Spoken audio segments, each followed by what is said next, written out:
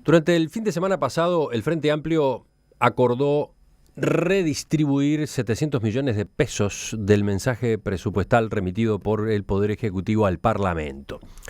La ANEP y la Universidad de la República resultaron las instituciones más beneficiadas de esta discusión que se dio en la interna del oficialismo. Sin embargo, uno de los grandes ausentes en el reparto fue el Poder Judicial, que en el proyecto elaborado por el gobierno no tiene ningún aumento previsto de sus recursos. Suena una alarma al hacer. ¿Qué implica esto? ¿Qué mejoras de los servicios judiciales van a quedar por el camino? ¿De qué manera puede verse afectada la puesta en vigencia del nuevo Código del Proceso Penal? ¿Qué está pasando en la relación entre el Poder Judicial y el Poder Ejecutivo? Vamos a conversar de estos temas en los próximos minutos con el presidente de la Suprema Corte de Justicia, Jorge Chediak. Doctor Chediak, buen día, gracias por acompañarnos. Buenos días. Buenos días. Yo decía, el proyecto de presupuesto quinquenal que envió el Poder Ejecutivo al Parlamento no tiene aumento de rubros para el Poder Judicial. Bueno, no menciona el Poder Judicial. ¿Esta exclusión a usted lo sorprendió o de algún modo ya la veía venir cuando desde el Poder Ejecutivo se anunciaba con insistencia que la economía estaba ingresando en un proceso de desaceleración? Nosotros, por supuesto, en la primera reunión que la Corte en pleno y hasta ahora la única mantuvo con el señor presidente de la República, como usted señala, fuimos puestos en conocimiento, como es notorio, de las dificultades que por la región podían estar avecinándose para nuestro país. Entonces, de esa manera nuestras expectativas no eran muy altas en cuanto a obtener la totalidad de los rubros presupuestales, tanto en inversiones como en gastos, como en retribuciones que el Poder Judicial necesita para funcionar los próximos 5 años. Luego, también se planteó que este presupuesto en principio no sería para 5 años, sino que sería para 2 años, pero de todas maneras teníamos, digamos, razonables expectativas de que algunas de las prioridades que nosotros hemos planteado sí fueran contempladas en el presupuesto del Poder Ejecutivo, pero como usted señala, no por primera vez, porque había pasado una vez antes en una rendición de cuentas, pero sí por primera vez de que tengamos noticia en un presupuesto nacional, el inciso 16, Poder Judicial, no figura con ninguna norma, ni siquiera con alguna de las normas sin costo que tenemos. En nuestro proyecto de presupuesto, como organismo del 2020, como Poder Judicial, consta de 66 o 67 artículos, hay incluso algunas normas que no tienen costo, que tampoco fueron incluidas por el Poder Ejecutivo en su proyecto de presupuesto general. Ya hablaremos un poco más especialmente de eso, de lo que queda eventualmente por el camino, pero antes, varios legisladores de la oposición han interpretado en declaraciones a la prensa que el Poder Ejecutivo está vengándose de la Suprema Corte de Justicia a raíz del conflicto salarial del año pasado. Bueno, un conflicto del cual tampoco ha habido novedades. ¿Usted percibe algo así? No hemos hecho ninguna evaluación, ni me corresponde a mí adjudicar intención de ningún tipo. Cada ciudadano evaluará la situación como lo entienda conveniente. Nosotros lo que señalamos es las prioridades que tampoco han sido recibidas por el Poder Ejecutivo, que la Corte marcó, no tienen necesariamente que ver con la materia salarial.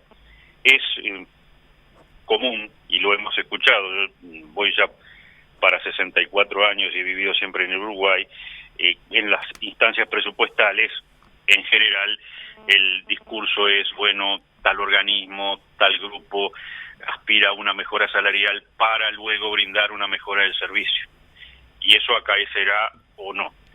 Las prioridades de la Suprema Corte de Justicia en este presupuesto, en las que hizo hincapié en la correspondiente Comisión de Presupuesto integrada con Hacienda en la Cámara de Representantes, son directamente a la mejora del servicio, no en 2 pasos, mejórennos las retribuciones y luego mejoraremos el servicio.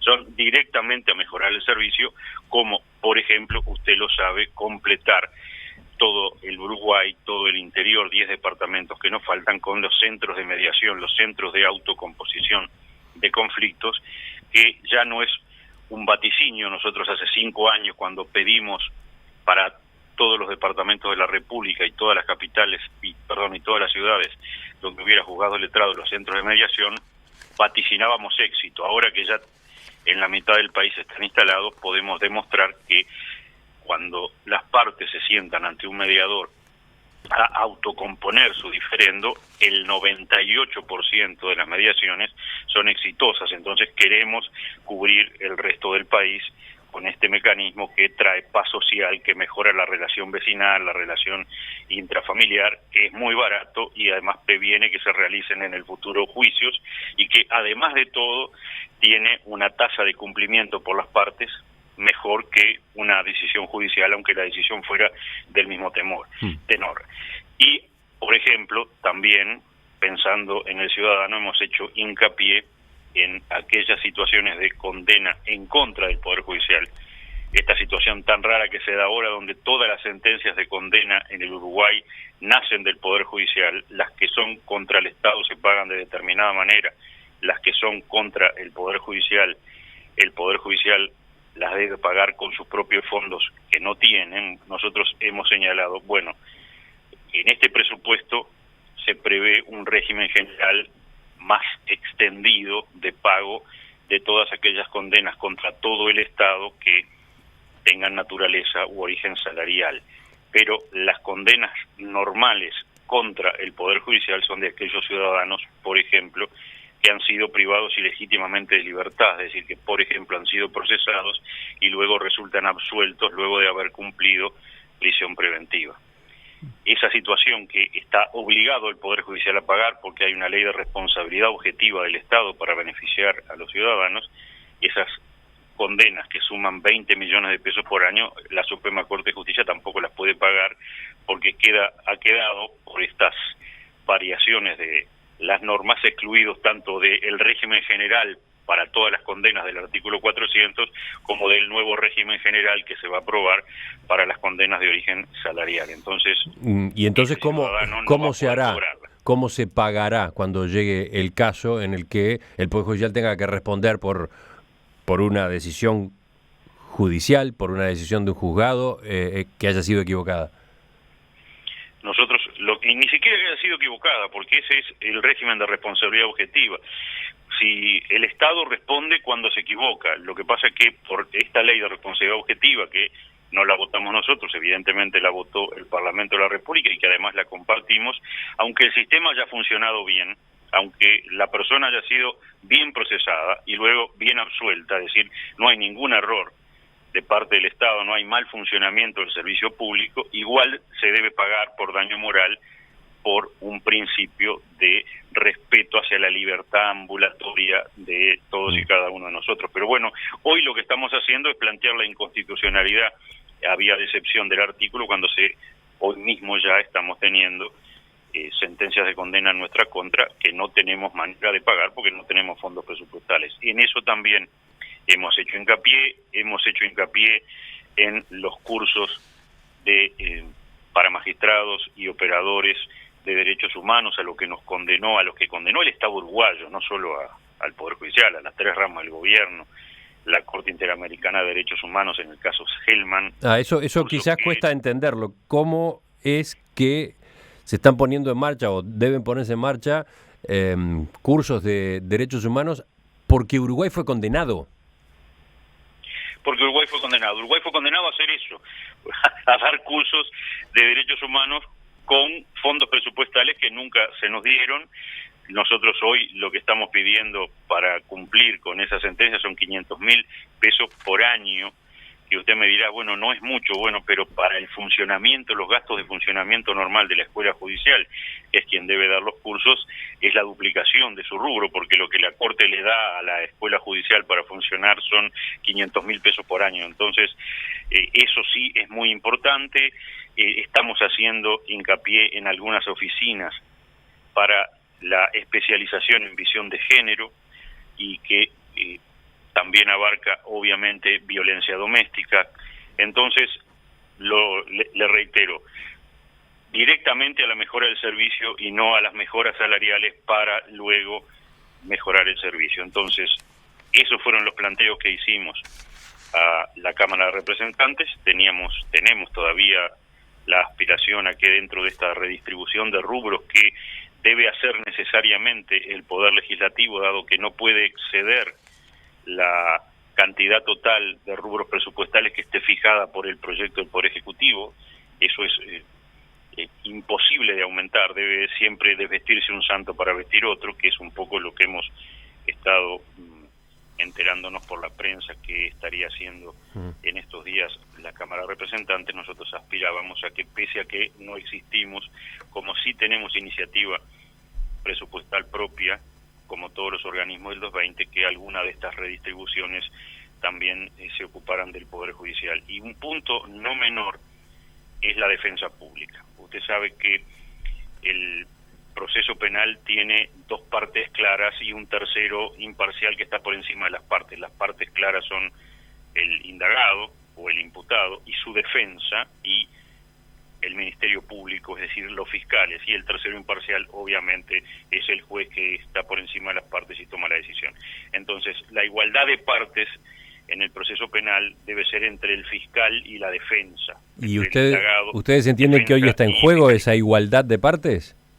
Nosotros lo que decimos es, estamos totalmente de acuerdo en reforzar la Fiscalía General de la Nación, incluso propusimos independizar cuando integrábamos la comisión redactora del nuevo Código del Proceso Penal, y es público que como ministros y presidente de la Corte hemos apoyado la independencia del Ministerio Público y su fortalecimiento, así que es un proceso con el cual estamos totalmente de acuerdo. Lo que señalamos es, se habilitó la creación, y está muy bien, de 30 cargos de fiscales letrados penales adjuntos para la Fiscalía de Corte, para la materia penal, y además se habilita a que la Fiscalía General pueda deshabilitar de la materia civil a algunos fiscales para reforzar la Fiscalía Penal, es decir, una cantidad de funciones que hoy cumplen los fiscales civiles dejarían de ser cumplidas, sobre todo de asesoramiento a la sede, no como parte, sino en otro rol que cumple el Ministerio Público en otras materias, que es de asesoramiento. Eso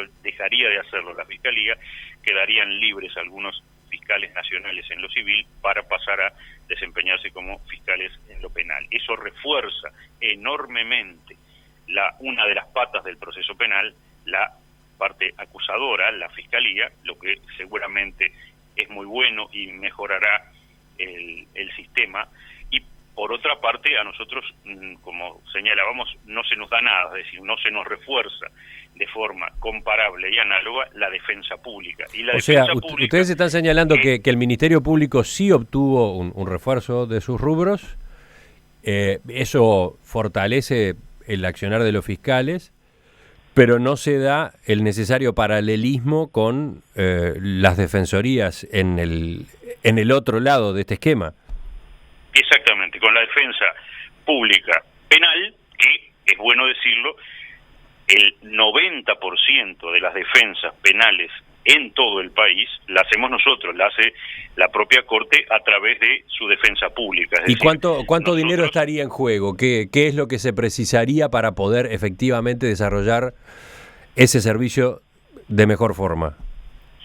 Nosotros en este esquema teníamos una solicitud máxima para el funcionamiento del Código General del Proceso en su totalidad el 1 de febrero del 2017, luego una hipótesis de funcionamiento parcial, pero como ahora hay un nuevo proyecto del Poder Ejecutivo, que la parte que consumía más recursos y la parte que necesitaba más personal, jueces, defensores y fondos presupuestales y salas de audiencia, se posterga para el 1 de febrero del 2019, que era la parte que en lo personal para mí era el mayor avance de este código y lo que brindaba mayores garantías y mejores resultados para la población, que era el juicio público en audiencia, que le hemos hecho, creo que suficientemente en los últimos años, marketing, en el sentido de audiencia en donde se pudiera acceder, al menos a través de la televisión, por parte de ustedes, de los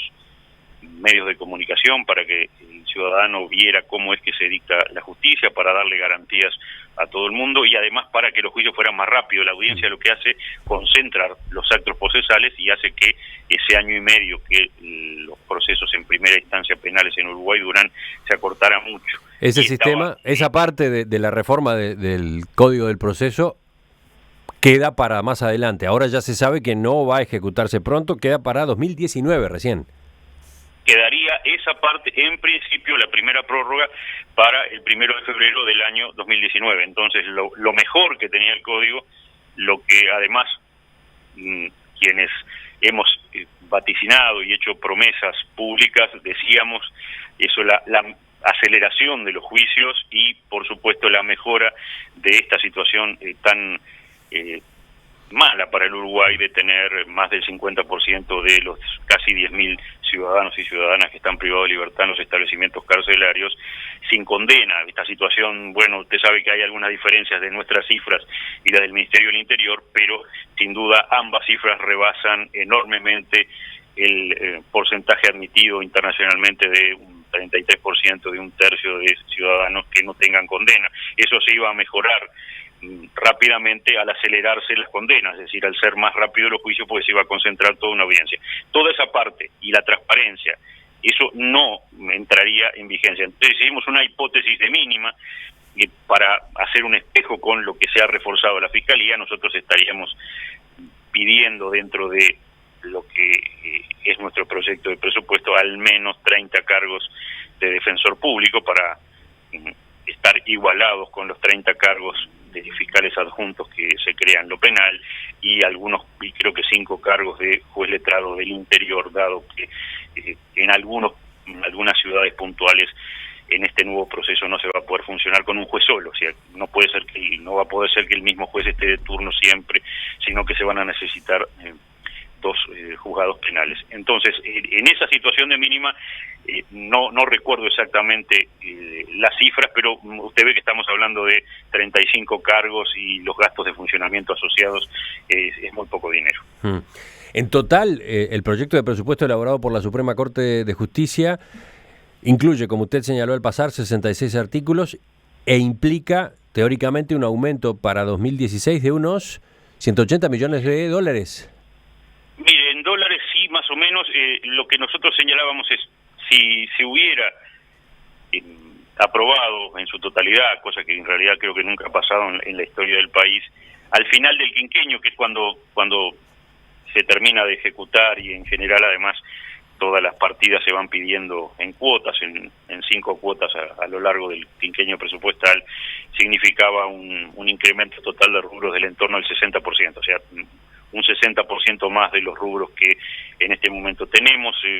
Nosotros hoy pesamos 1,17% del presupuesto, dentro de la media histórica, tirando a la baja. La media histórica es 1,2 y íbamos a ir a cerca del 1,8, 1,9. En la situación actual, en donde el presupuesto nacional sí crece y el Poder Judicial crece 0, porque no se incrementa, seguramente vayamos a una ejecución presupuestal menor al 1, es decir, vamos a bajar de la media histórica, siendo, por ejemplo, de destacar que en el año 2003, inmediatamente después de la gran crisis que todos los uruguayos sufrimos y que la mayoría de nosotros recordamos, teníamos una ejecución presupuestal del 1,11, es decir, que iríamos más abajo incluso en la ejecución presupuestal de los años posteriores a la última gran crisis. Usted dijo recién, a lo largo de la entrevista, por dónde pensaba el Poder Judicial introducir nuevos servicios o mejoras de los servicios existentes. Mencionó algunos de los rubros en los que ustedes pensaban utilizar el dinero extra que están solicitando. Por ejemplo, habló de la instalación de más centros de mediación. Por ejemplo, habló de la creación del Departamento de Derechos Humanos con los cursos correspondientes. También se ha hablado de la construcción del edificio del Centro de Justicia de Maldonado y un Centro de Justicia Penal en Montevideo. Por todos esos lados, habría una mejora en los servicios. Pero usted hizo declaraciones un poco más terminantes. Usted ha dicho que si el proyecto de presupuesto se aprueba tal como fue enviado por el Poder Ejecutivo, para el Poder Judicial será complicado no solo mejorar en la atención, sino poder mantener el nivel de servicio que está brindando ahora. O sea, no solamente no se podrían ejecutar cambios, obras, incorporaciones, sino que sería difícil mantener el nivel de servicio actual. ¿Por qué? Porque estamos, por lo menos en 2 años, obligados a funcionar con lo que es el presupuesto de este año 2015. Usted sabe además que la ejecución presupuestal en algunos rubros, como por ejemplo el más importante, que es nuestro talón de Aquiles y de creo que virtualmente todos los organismos públicos, que es los gastos de funcionamiento, se planifica de una vez para el quinquenio. En el caso nuestro y de todos los organismos se planificó en el año 2010 y se hacen vaticinios. Las partidas se calculan incrementándolas a partir del 2010, en el 2010, luego 2011 y así sucesivamente hasta el 2015, haciendo un vaticinio de lo que pueden ser los incrementos de los costos. Cuando hablamos los gastos de funcionamiento, estamos hablando prácticamente, y eso lo sabe cualquier uruguayo, cuando tiene los gastos de mantenimiento de su casa, ¿no? Entonces aquí estamos hablando un Poder Judicial que tiene 400 sedes, en donde paga luz, agua, servicios de limpieza, 400 sedes, servicios de seguridad, hace reparaciones locativas para el funcionamiento, cambia muebles, cambia aire acondicionado, etcétera, etcétera, etcétera, incrementa los servicios, los puestos de PC, de computación, hace los tendidos de cableado para los mismos. Todo eso hay un vaticinio que se hizo en el 2010 y como suele pasar, las proyecciones quedan cortas, entonces nos ha pasado, yo llevo casi ya 40 años en el Poder Judicial, es tradicional, el último año de la ejecución presupuestal es donde está más apretado el Poder Judicial con los gastos de funcionamiento, es decir, donde le cuesta más funcionar el día a día, pagar las cuentas día a día. Y esta asignación presupuestal, que es nuestra línea de base, más el incremento, sí, por el IPC, por como se hace también en las retribuciones. Ahora el 1 de enero habrá un aumento que neutralice un poco la inflación. Con este mismo presupuesto deberemos funcionar al menos los 2 años siguientes, pero las proyecciones fueron una cosa y los gastos normales, el incremento de los gastos de estos rubros que yo les señalaba, fueron mayores a lo que estaba previsto. Entonces, nuestro déficit en gastos de funcionamiento, que prácticamente no existía en el año 2010, fue incrementándose y ya 2014 y 2015 fue importante y fue necesario solicitar habilitaciones adicionales de rubros al equipo económico, al Ministerio de Economía, que parcialmente sí fueron otorgadas para sobrevivir todo el año, es decir, para poder seguir pagando las cuentas el resto del año. Entonces, en esa situación nos vamos a seguir viendo al menos los próximos 2 años. Y usted decía al pasar que todavía tiene esperanza de poder lograr algún acuerdo como parte de estas redistribuciones de fondos que se están haciendo en el Parlamento en estos días. ¿Hay alguna chance? Esperemos que sí. En el acuerdo que logró el Frente Amplio en el fin de semana no apareció el Poder Judicial. En el acuerdo no hemos aparecido, por lo que ha trascendido por la prensa, lo hemos mirado con cuidado.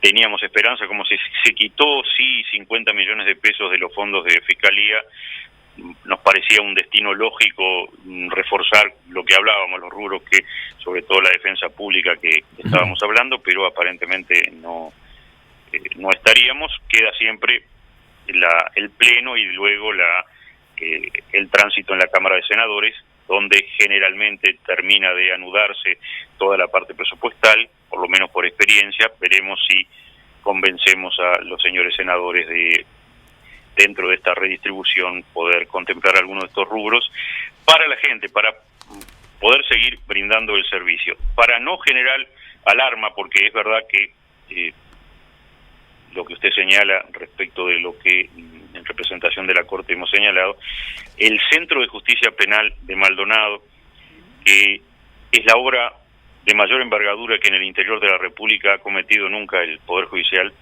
Estamos hablando de un edificio modular, es decir, en 3 módulos, 3 edificios juntos que en total suman más de 12.000 metros cuadrados.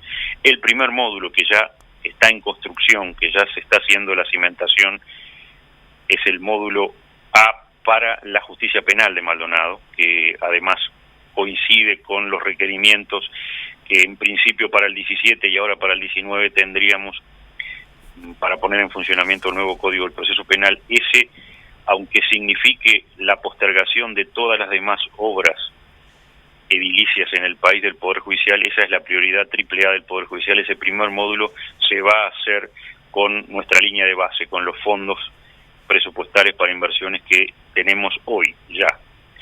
Lo que no se va a poder hacer es la totalidad del edificio, los módulos B y C, para el resto de la justicia penal, porque no se nos han habilitado rubros. Pero el primer edificio, sí, el Poder Judicial está comprometido a llevarlo adelante de cualquier manera. El doctor Jorge Chediak es presidente de la Suprema Corte de Justicia, un organismo que integra desde el 9 de septiembre del año 2009. Suena una alarma al hacer. Con él estamos conversando esta mañana a propósito del proyecto de presupuesto, el remitido por el Poder Ejecutivo al Parlamento y las diferencias que tiene con las aspiraciones que el Poder Judicial había manejado en su propio mensaje. Hemos hablado en la primera parte del reportaje a propósito de dinero, a propósito de rubros, pero en el final quiero consultarle por otro tema. Quiero consultarle a propósito del artículo 677 del presupuesto, que ha generado un debate con la oposición y con otros actores, incluso del propio sistema judicial. Lo que hace es una modificación del artículo 400 del Código General del Proceso y señala que, tratándose de sentencias de condena contra distintos organismos del Estado, así como de laudos arbitrales y transacciones homologadas judicialmente que les obliguen al pago de una cantidad líquida y exigible derivada de reclamaciones de salarios, diferencias retributivas o rubros de similar naturaleza, así como aquellos fallos de igual naturaleza dictados al amparo del artículo 11.3 del Código, o sea, una sentencia condicional o de futuro. Una vez cumplido lo dispuesto por el apartado 400.2, el tribunal lo comunicará al Ministerio de Economía y Finanzas en un término de 10 días hábiles, a partir de ejecutoriado del fallo liquidatorio, a los efectos de que el Poder Ejecutivo efectúe las previsiones correspondientes en oportunidad de proyectar el presupuesto nacional o en las próximas instancias presupuestales que permitan atender el pago de la erogación resultante. Una vez aprobado el presupuesto o la rendición de cuentas con la previsión referida, la cancelación del crédito se realizará dentro del ejercicio siguiente. Doctor Chediak, desde la oposición se ha señalado que este artículo es inconstitucional porque establece que para cobrar una sentencia contra el Estado el Poder Ejecutivo tiene que tener la buena voluntad de incluir una partida presupuestal para eso y luego el Parlamento tiene que votarla. Distintos legisladores han señalado que este artículo, esta norma, atenta contra las garantías jurídicas. ¿Qué señala usted? ¿Qué impresión tienen ustedes desde la Suprema Corte?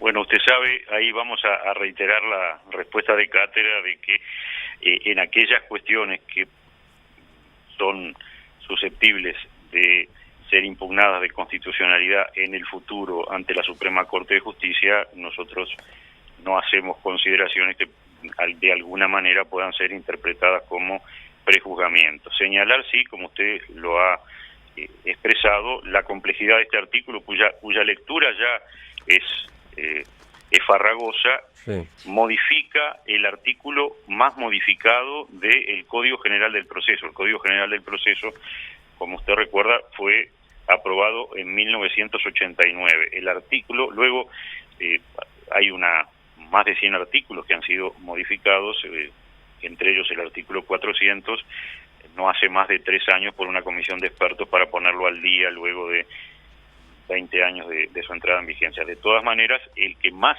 modificaciones ha sufrido en el lapso de vigencia del Código es el artículo 400, lo cual evidencia la sensibilidad de el tema de cómo el Estado paga las deudas que llevan asociado una sentencia de condena.